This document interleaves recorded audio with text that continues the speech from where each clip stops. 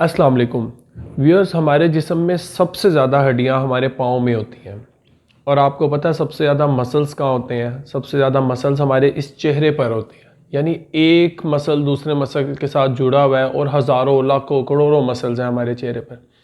सबसे ज़्यादा एक्सप्रेसिव भी हमारा चेहरा होता है और सबसे ज़्यादा जो चीज़ हमारी शख्सियत को पुरवकार बनाती है वो हमारा एतमाद है, हमारा कॉन्फिडेंस। और एतमाद की सबसे बड़ी अलामत मुस्कुराना है।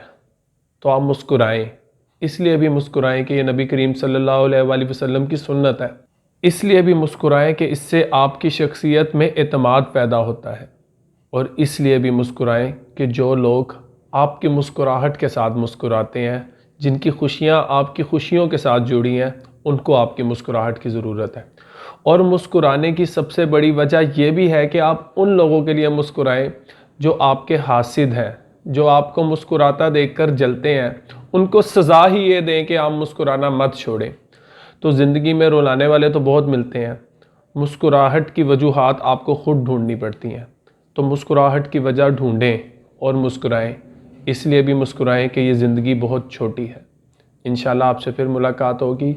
अपना अपने गिरदो नवाह के लोगों का ख्याल रखें और मुस्कुराते रहें। अल्लाह हाफिज़।